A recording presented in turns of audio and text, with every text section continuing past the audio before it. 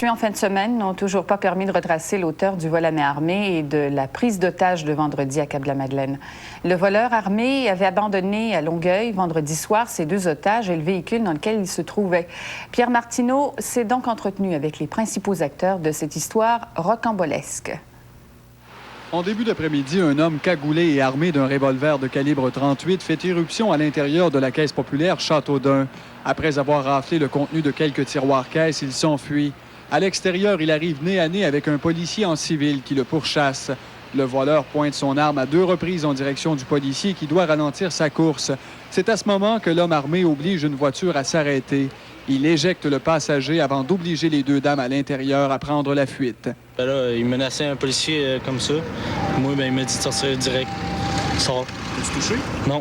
Est-ce que tu as pointé avec l'arme? Non. Les policiers madolinois contactent alors la SQ qui dresse des barrages routiers dans les minutes qui suivent. Par on ne sait trop quel stratagème, le bandit réussit à se rendre jusqu'à Longueuil où, 6 heures après le vol, il se fait déposer. Pour les 2 femmes prises en otage, on réalise alors l'ampleur de l'événement. Je pensais que j'allais mourir, je sais pas. J'étais stressée pas mal. Est-ce qu'il vous a menacé? Ben, un peu, là, indirectement, là, ouais. Ben, c'est ça. Les policiers possèdent une très bonne description du suspect. S'ils réussissent à lui mettre la main au collet, les charges seront nombreuses. Vol à main armée, enlèvement, séquestration, utilisation d'une arme à feu et menace. À Cap-de-la-Madeleine, les policiers avouent ne pas connaître des situations du genre très souvent. Ça peut toujours arriver. Les vols à main armée sont rares. L'an passé, je pense qu'on en a eu 2 ou 3. Chose certaine, les vacances commençaient d'une bien drôle de façon pour cette famille de Québec et Sorel qui ne désirait que se rendre en camping. Pierre Martineau, à Cap-de-la-Madeleine.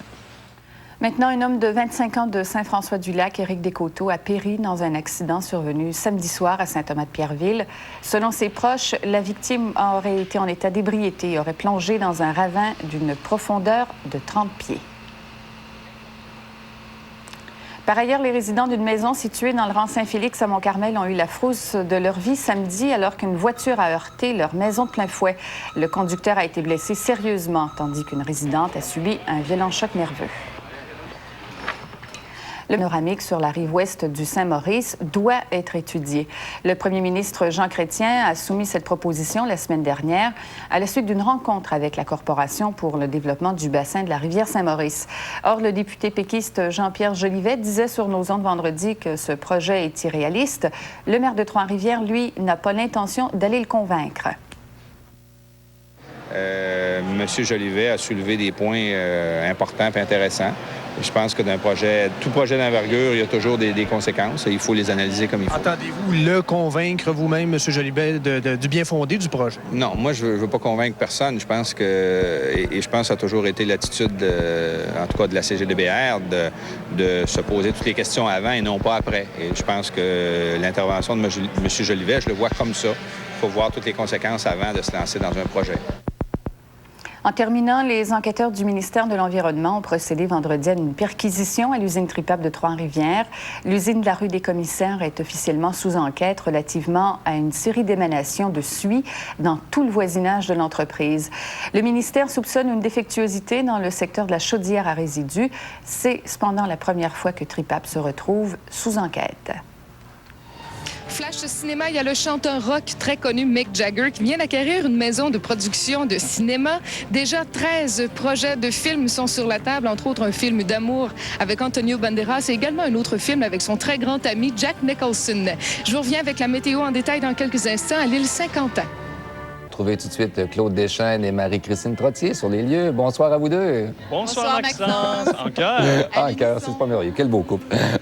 D'abord, Marie-Christine, est-ce qu'effectivement, il y a autant de spectateurs que l'an dernier?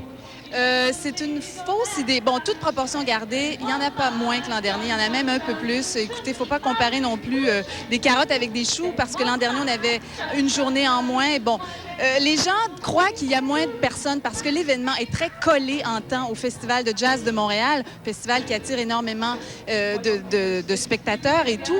Et il faut dire qu'il y a 2 fois plus de spectacles au Festival de jazz, mais en ancienneté seulement, le Festival de jazz a 17 ans, alors que les Francopholies n'en a que 3. Alors, c'est déjà beau. Côté commandite, vous savez que les Francopholies sont commandités encore plus à 56 % que ne l'est le Festival de jazz. C'est dire que les commanditaires sont très intéressés. Ils croient au potentiel énorme que représente les Francopholies de Montréal. Et Tout se passe bien à ce jour, les spectacles vont bien, il n'y a rien d'annulé, la température est de leur côté et je peux vous dire qu'à date, c'est un succès. Et Claude, en fin de semaine, il y a eu de très bons spectacles. Oui, au départ, je vous avoue, j'étais pas très emballé par la programmation en salle. Et puis, depuis le début, je vais de surprise en surprise. Moi, j'avais beaucoup d'attentes pour le spectacle de Diane Tell. Et c'était la même chose, je pense, pour tous ceux qui s'étaient réunis pour ces retrouvailles après de si longues années d'absence de Diane Tell. Et puis, si vous voulez, on va commencer notre bilan de la fin de semaine avec elle. Je pense à toi comme je t'aime. Je pense à toi comme je t'aime. Après 11 ans d'absence sur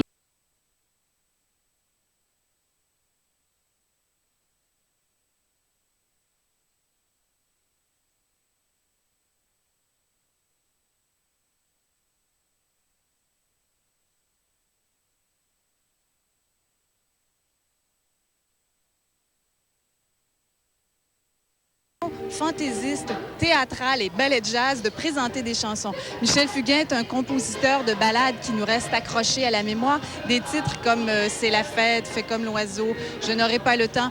Il nous a offert tout ça avec des nouveaux arrangements. Il nous a inévitablement offert aussi les chansons de son dernier album.